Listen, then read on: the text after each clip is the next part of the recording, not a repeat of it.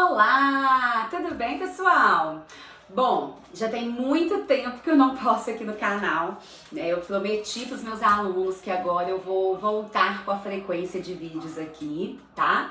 E pra gente inaugurar o meu retorno aqui no YouTube, eu vou falar hoje um pouco sobre Mesopotâmia, porque o César, meu aluno do 6º ano do GUT, pediu para eu fazer uma aula sobre os povos que povoaram a região da Mesopotâmia, tá?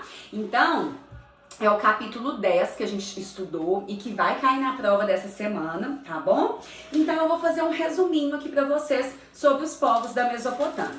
Muitas vezes a gente confunde isso, por quê? Porque a Mesopotâmia, ela foi uma região, né? Ela era uma região ali no Oriente Médio, que fazia parte de uma outra região chamada Crescente Fértil, que abrange tanto a Mesopotâmia quanto o Egito. A gente até já falou sobre a região do Crescente Fértil, que ela tinha esse nome, porque era uma região desértica, mas que em alguns pontos a terra era fértil por causa dos rios. E que aí quando a gente pega o mapa e colore a região que era fértil, ela forma o desenho de uma lua crescente. Por isso que os historiadores acabaram dando o nome para a região de Crescente Fértil, né? Então, a Mesopotâmia fazia parte do Crescente Fértil e a gente tem vários povos que estiveram ali, tá? Então, eu vou falar um pouquinho sobre eles. O primeiro povo que se fixou na região da Mesopotâmia foram os sumérios, né? Quando os sumérios estiveram ali, eles não formaram um estado único, né? Eles não tiveram uma política centralizada, pelo contrário. Os sumérios, eles se organizavam em cidades-estados, que são territórios independentes, autônomos. Então a gente não fala que eles tiveram um império, porque a política ela não era centralizada. E uma questão muito importante em relação aos sumérios é que eles são considerados os inventores da escrita, né? Então acredita-se que a primeira forma de escrita foi a escrita cuneiforme. E quem criou esse tipo de escrita foram os sumérios, tá?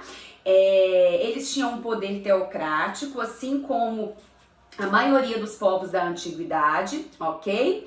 E depois essa região vai ser invadida pelos acádios. Quando os acádios chegam, né, o que eles vão fazer? Eles vão unificar as cidades-estados dos sumérios. Então, aquelas cidades-estados, elas passam a ter um estado único, um governante só, né? Então, os acádios, eles fazem essa unificação, ok? E todos esses povos, eles também têm uma característica religiosa que é importante a gente lembrar, que é o politeísmo. Eles acreditavam em vários deuses, ok? Bom, depois dos acádios, a gente tem o famoso Império da Babilônia, que foi formado pelos amoritas, que tinha como capital a cidade da Babilônia, né? E que teve como principal rei o Hammurabi. E por que ele acabou ficando tão famoso, gente? Porque o Hammurabi, ele vai falar o seguinte: olha, a gente precisa ter um código de leis escritas, porque já existiam regras, as pessoas já tinham que seguir regras, mas essas leis, essas regras, elas não estavam registradas, elas não estavam escritas em lugar nenhum. Então Hammurabi, ele vai exigir isso, que essas leis, elas passam a ser escritas, né? E aí a gente tem o primeiro código de leis escritas que se tem notícia, que é o Código Hammurabi, ok? Ele seguia a famosa lei de Talião, que tinha a regrinha do olho por olho, dente por dente, mas a gente sabe que na prática não funcionava bem assim.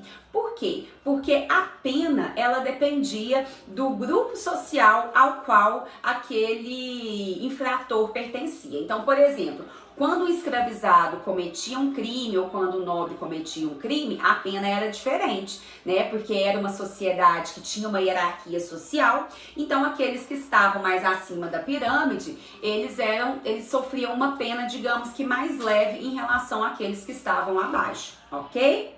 Bom, pessoal, depois do famoso Império da Babilônia, a gente tem o povo assírio dominando essa região, com a capital na cidade de Assur.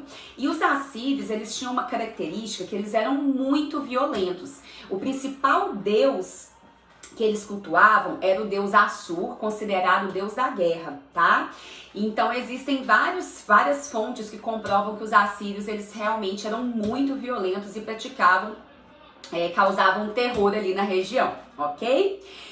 E, por fim, a gente tem o segundo império da Babilônia, que foi construído pelos caldeus, tá? No segundo império da Babilônia, no primeiro a gente tem o Hammurabi, né, que se destacou, e no segundo a gente tem um outro rei que também vai se destacar, que foi o Nabucodonosor, porque ele fez uma extensão do território, ele dominou outras regiões, tá?